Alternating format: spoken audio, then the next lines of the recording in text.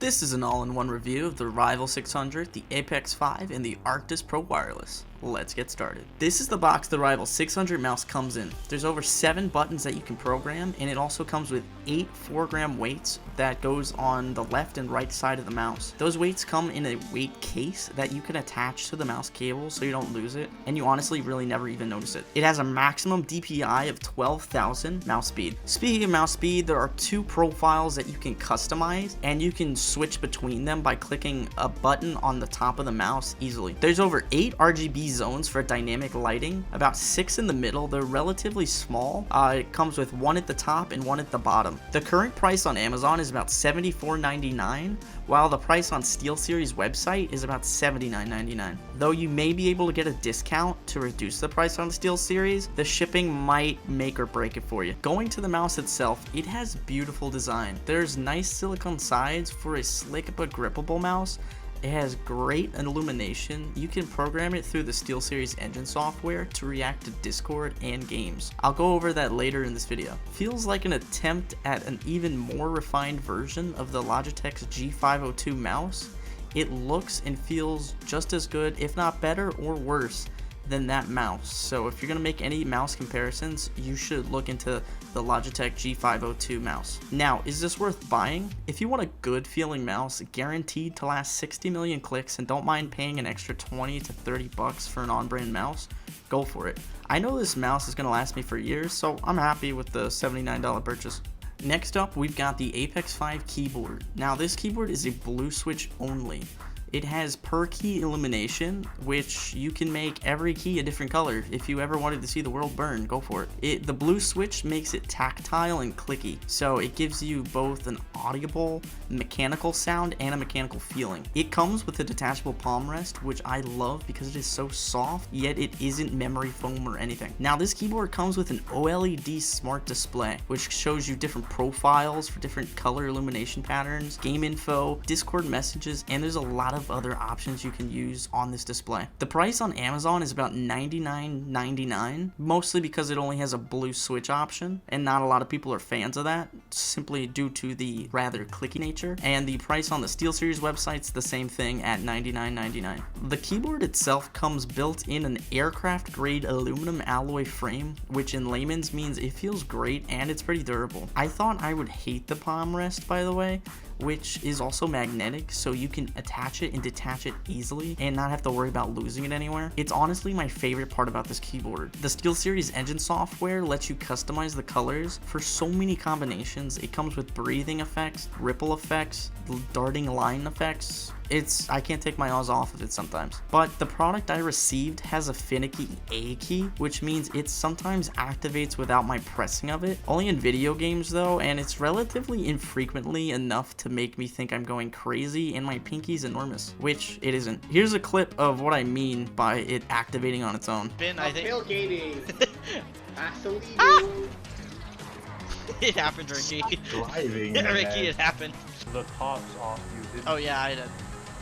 What the hell? Would I buy this keyboard again? No. I tried getting a replacement, but they want me to destroy the current keyboard, which I get, but this is the only one I have right now. Even then, they will most likely only give me the MSRP value on their website. Customer response time's pretty slow, but that could just be because of COVID, so do with that what you will. If I can get that refund or replacement, I'd get the Apex 7 brown switch keyboard for 60 bucks more. I think it's roughly 159, just because if I tried typing with this microphone right now, it would pick up every keystroke. Finally, we have the Arctis Pro Wireless. Now, this is a powerful headset, period. It comes with Bluetooth for simultaneously playing games and using your phone. The range on this is amazing. It can reach through walls and doors with ease. I had almost finished taking the trash out by the time it disconnected when I was outside.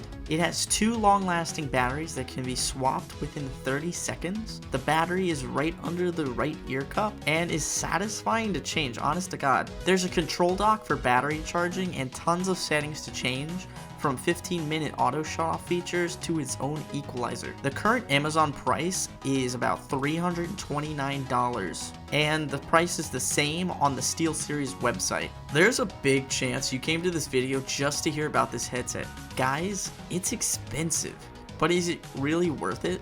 Well, this is the only headset I can literally be gaming and answer a call from my girlfriend while continuing to game, which other people won't tell you in their reviews, that it actually mutes you in Discord when you get that phone call, so you can not only talk to the person, and if you're streaming, they won't hear the person on the other end, so you can continue to stream. It'll still deafen your voice too, so keep that in mind. The noise cancellation on these is great. Sometimes it doesn't even pick up my keyboard at all. Now, the mic sounds clear, but I don't personally like it. It doesn't sound as good as I do right now. I'm going to show you the quick difference between this mic and the Arctis Pro Wireless mic. Here's a quick test to show you what the Arctis Pro Wireless sounds like. Personally, not a big fan, and I don't really understand what they say by studio quality, as this does not sound anything like what I'd imagine you can replicate in a studio. So is this headset really worth it? If it breaks, will I buy it again? I'll probably go for the wired version since it's nearly half the price versus the liberty of walking 5 feet to the bathroom and not having to take the headset off, and going upstairs to make food and being able to chat with the homies. The wireless distance is amazing, but I'm not sure if I'd pay $329 again for it. Here we have the SteelSeries engine that is used to configure your keyboard, headset, and mice that you get from SteelSeries. Now I have all of them plugged into my computer currently, and so you can see that I've got the Rival 600, Apex 5, and the Pro Wireless. Let's go ahead and dive into some of the features very briefly on what you can do with all these configurations. As you can see here, these are the two presets that you're able to change from having 1200 CPI, 2000 CPI. Personally, that's all I need. You can change the angle snapping, so you can't really, it's pretty funny. Or you can have it a more fluid structure. You have to go into the bottom right hand corner and click save for it to work, but you're also able to choose the illumination and change where and which and how it works, having a steady color shift and reactive keys, or you can just turn off the illumination altogether. That might be more useful if you have a wireless mouse. Moving on, we're going to the Apex 5, and in this window it'll open up the current configuration I've got for it, starting with the key bindings. Now for actual illumination, we've got, this is what my current keyboard setup looks like, where you can change the color however you want.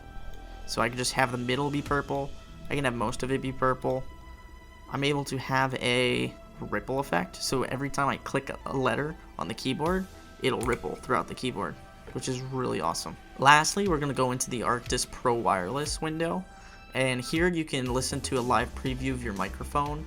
You can set a side tone so that you're able to sort of hear yourself, so it's not like you're shouting in games, which is kind of nice. That's why I have mine set to about low or so.